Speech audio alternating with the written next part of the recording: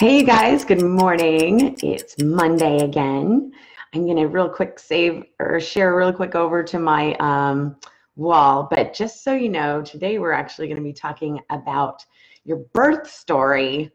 What's the legend? What's the family legend or the story that you've been told around your arrival to this planet, or people finding out that you were on your way, or any kind of strange anecdotes, or maybe you have some funny anecdotes about your kids' birth stories, but that's what we're talking about today. So I would love to hear what your birth story is. All right, sharing over story time. Yay. All right. So it's the first Monday after daylight savings time change, all that good stuff. How are you feeling? I feel like I've been sitting here waiting for an hour to go on. Seriously, my body clock is like, I mean, I know I don't like to be on time, but I certainly don't like to wait an hour. It is a nice break. You get to sleep a little more, but it's going to be dark later. So I'm torn between the two worlds of it's going to be dark, I get to sleep.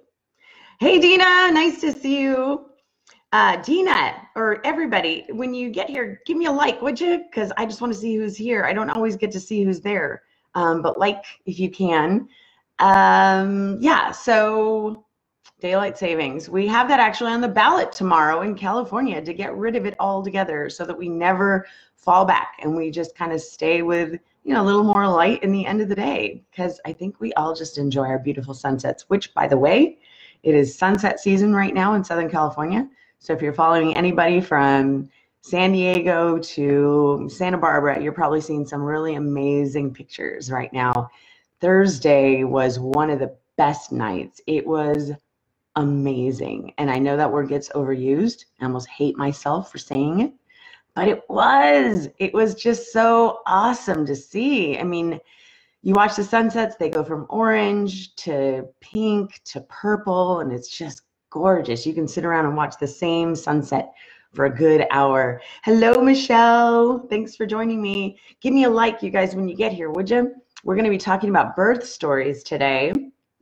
And yeah, so tomorrow we're voting on daylight savings time and a whole lot of other things.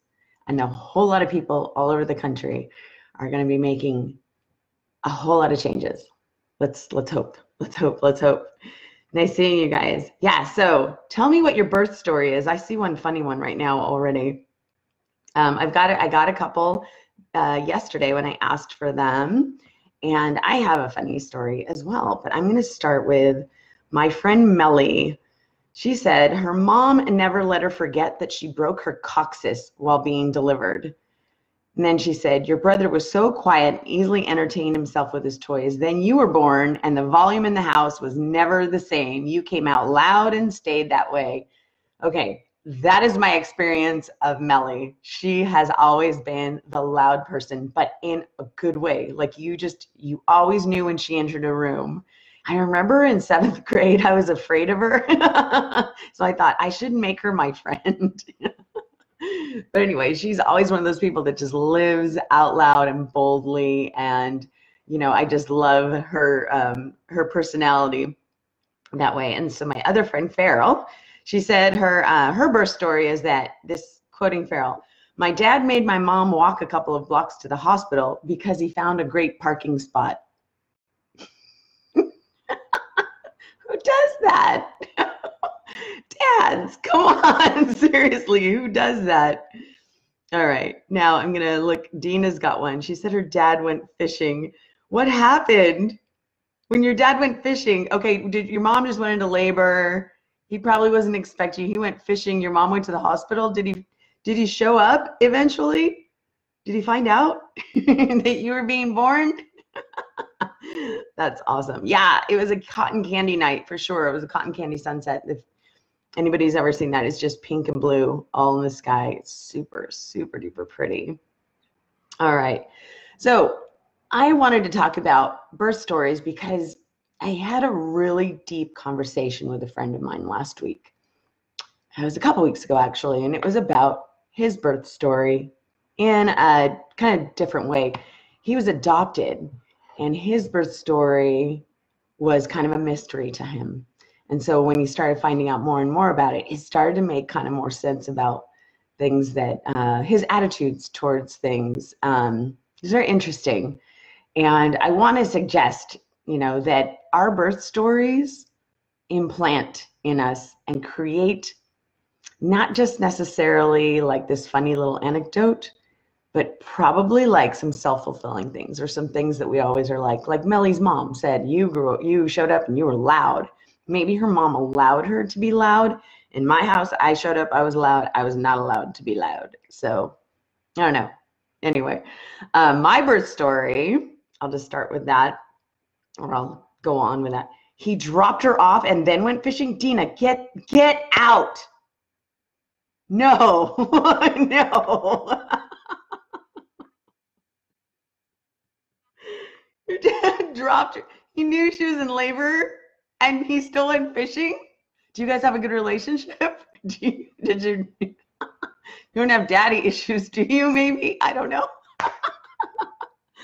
Oh, that's too personal a question. Okay, so mine, most of my family was born in the United States, like generations back. Anyway, all Americans in a Mexican kind of way. I was born in Mexico because my father thought that I would be president if I was a boy, and I had to be born on Mexican soil. I don't know. He had like these really, grand ideas of who his son would be. And then I came out a girl, and my story always is, yeah, I came out a girl and I was a disappointment from the very start. Ha ha ha ha ha. One day I told that story and I was like, what? You just called yourself a disappointment. And I started thinking about my birth story. Like, I've told this story so many times. And in that story, in the joke side of it, I've said I'm a disappointment, which is not so good, right? Especially when you're talking about the story of how you showed up in the world. My daughter, I asked her the other day, I asked her several years ago, and then I asked her again the other day. She had two different stories for me. I asked her, she's the third of my four children. I said, what do you remember about me talking about you being born? And this is so cute. She's 16 now, almost 17. I think she must have been 11 when I asked her this question. So it was a while ago. She was, kind of young, and she just flat out, just right out said it. She's like, oh, I was the only one that was planned. She's right. She was the only one that was planned. And so I asked my son the same question at the same time, and he said, oh, you were supposed to get a dog that year. I was like, oh my God, this is what my kids remember. Hey, if you're just joining us, thanks. We're talking about birth stories and the stories that are surrounded around the time of our arrival, the family legend of how it was we came to be part of this family, part of the world, part of whatever. So if you've got a good story, just drop it in the comments. But do me a favor, can you if you just got here, just give me a like real quick. Thank you so much. Yeah, so my son was like, you were supposed to get a dog that year. Here's the story. And it's funny because you don't really realize what your kids pick up, right? What he remembers is that my daughter at that point was 2 years old, and we were going to wait until she was 2 to get a dog. And then we found out that I was pregnant with him, and we were like, well, I guess we're not going to get a dog this Christmas. And he heard that story later in my retelling the story. I don't know that I told him the story directly, but that's the story he remembers. He remembers that you guys were going to get a dog, you got me instead. And I'm like, well, you're much better than a puppy, But I'm like, oh God, what did I do to him with that story? So I've tried to tell them more stories around their arrival and more about the excitement and more about everything else. So now I hope he remembers the story about how we found out I was pregnant. It was actually an eclipse that night. And then my second daughter, she said, oh, so now it goes back to the full moon, right? And I was like, yeah, it goes back to the full moon. And everybody went inside, and I was there cleaning up with the telescope and our snacks. And I was like, yeah, full moon. Huh. I am very regular to the moon. That's all I'm saying. And I had not had a visitor yet on that moon. And I was like, oh shit. So my daughter's right. She was the only one that was planned. We had an interesting moon story that year. Anybody else find out that way? Full moon showed up. Aunt Flo did not. Poof, you now have a new baby. Yeah. So I think he remembers that story too. I think that's better than thinking that we would rather have a dog instead of him, which is not the case at all. I know some of you guys have got some great stories, so share them with me, would you? Peter, you've got to have a good one. Hey, Marcy, nice to see you. How you doing? Marcy's got a new, we're doing a little lunch bunch, right? Marcy, we got to get together and do that. Tell me your birth stories. If you're just showing up, give me a like, but just tell me your funny little birth stories in the comments, would you? All right, so there was another, hold on. Okay, so my friend, like I said, found out, well, he knew he was adopted, always knew he was adopted. It wasn't a family secret. Unlike, I mean, when I was a kid, that was like where you came from, who your parents were, whether you were adopted or not, was always like so taboo. Like those conversations were so taboo. It's so strange to me. And in a good way, it's strange to me now to see people, you know, like with these open adoptions and openly talking about we're adopting this baby and everything, because growing up, it was just such a quiet, hush, hush kind of thing, you know, like, I don't know, like that was just how it was in the early 70s, which was when I was a little kid. So a lot of stories inform your worldview, but I'm glad it's different now, but more coffee, please. Anyway, so my friend always knew he was adopted, but he just did this new DNA test. Everybody's doing the DNA test. He's like, have you done one of those? And I'm like, not until there are some serious privacy laws around that. And he's like, interesting, you say that. Somebody reached out to me and said, I think we're cousins. I'm going to try not to give too many details because I don't want to piss him off. So through this contact, through the 23andMe, which, like, I'd love to know what percentage of everything I am. That'd be great. I don't need like random people popping up saying, hey, guess what? My dad is your dad, and, you know, because whatever. Like, don't need to know. I've got enough family right now. So let's just take care of who we got right now. Anyway, so he finds a cousin, or a cousin finds him. And then he starts to get the rest of the story. And the rest of the story is really rather sad. His mom didn't adopt him out right away, didn't give him up for adoption right away. She tried to keep him for a year. She did keep him for a year. And it made me think, you know, a lot of times, I had my first kid when I was 18. I was very young. And it was very, you know, like once I found out I was pregnant, everybody found out, and it just went all over the family. So it wasn't like anything I could hide and run away and give a kid up for adoption or anything like that, which was an option. For in our family at the time, those were my only two options: have the baby, keep her, or give the baby up for adoption and go into hiding. So I decided to keep her, but I've always thought, how would her life have been different had I given her up? How would her life have been enhanced maybe? You know, she wouldn't have been raised by a young single mom. She might have had more opportunities. And so that's kind of the reframing that I said to him, because when he told me the story, and I feel like I have to apologize to him, I said, God, I feel really sorry for your mom. And he just looked at me like, thanks. I'm the one that was abandoned. I'm like, yeah, but imagine, imagine what that woman must have felt when she decided, I can't do this. It's impossible. I think he'd be better off with somebody else. What an ultimate sacrificial decision to make, right? But again, that story was his story. And now that's kind of retelling, you know, you can look back and think, okay, this is what happened. But on a cellular level, as a kid, he felt that probably. He felt that separation, not probably, for sure, right? So that probably informed a lot of his relations with people. And maybe now that he knows what happened, maybe he can take a look at that and be like, huh, that's why I do this one thing. And I think that's really what I love about Hot Mess Monday, you guys, is just all the little messes we get ourselves into or that other people get us into, unbeknownst to them how much it might harm or improve our lives. They don't know. They're just doing their best at the time. That all those little messes pile up, and taking a look at the mess and trying to clean it up, or deciding that maybe it's time to sweep this away or shovel that away and put it somewhere else, or clean it up somehow, wipe it up, mop it up, sweep it up. I don't know. But that's how we can live our lives better, right? Is just trying to figure out why it is I think a certain way, why it is I'm feeling a certain way. How's that feeling or that thinking affecting my life or the people in my life?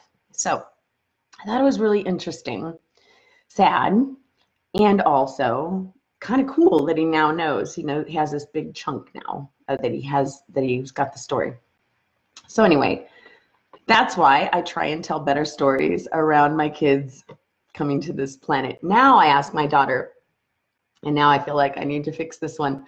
I asked her the other day, again, I said, hey, do you remember the story of your birth? And I was waiting for her to say the thing she always said, which I was the only one that was planned, because that's always very cute. She was the only one that was planned. And you should see her. She's such a planner. I almost feel like she planned her birth. We were just like, okay, sure, we'll have her. No, but nothing else. Anyway, she said that she remembers now that I was pregnant with her when 9/11 happened, and I was worried about the kind of world that I was bringing her into. And I thought, okay, well, that's kind of scary. That's kind of a scary thought for a kid, but the way she approaches the world and the way she approaches people in her life, I think she feels that she can have an impact on this world. So maybe that's part of what's going on in her life now too. I'm hoping that story kind of helped in that regard. Yeah, the stigma of adoption. Yeah, that was a stigma back then. I mean, those of you guys that are my age, wasn't it? It was like a really big deal. Now it's like open adoptions. You still get to meet the families, and everybody knows that it's all for the best. And it's so much better than it was when we were kids. And I think everything is, because everybody talks about stuff more than we used to. We all used to hide everything when we were younger. So in the reframing story, I always have to, my birth story, as I was saying earlier, if you just joined me, and if you have a birth story, share it, please. But in my birth story, I said, I was supposed to be a boy. I was born a girl, an immediate disappointment to my parents. And it used to be funny until suddenly it wasn't so funny, that I kept saying that over and over and over in my head. I started feeling like I'm a disappointment, like the story of my birth and the story of my life in my head is I'm a disappointment, or was. But then my mom told me a story a long time ago, actually, but then I remembered the story, that she and my dad on the way home from the hospital heard the song, What a Wonderful World. And that they said, that's her song. That's going to be her life song. What a wonderful world. And so now whenever I think of that, oh, oops, I was a disappointment from the very beginning, I try and think, well, actually, what a wonderful world I'm in. And maybe in some small part, at least for two people driving me home that day, I made their life wonderful. So I'm going to stick with that story instead of the immediate disappointment story. Curious to know how your birth story might have informed your life. Like, there's always a birth story around everybody, or a legend of how your parents found out you were coming, or when you were first at home with them. And those stories kind of become like a horoscope, right? If you're a Taurus, everybody's like, oh, you're stubborn, which I would rather say that we're tenacious. We're not stubborn. We have stick-to-itiveness. So there. Anyway, those birth stories will inform things that you do and how everybody sees your role in the family. That's just how it is. So curious to see if you guys can connect the dots on yours. So anyway, it is Monday. Happy Hot Mess Monday. Tomorrow I start a full-time gig again. So I will be corporate Barbie once again. I might have to do these Hot Mess Mondays a little earlier, so I'll be definitely messier. Should be interesting. But anyway, I hope you guys have a great week. Wish me luck. See you guys later. Bye.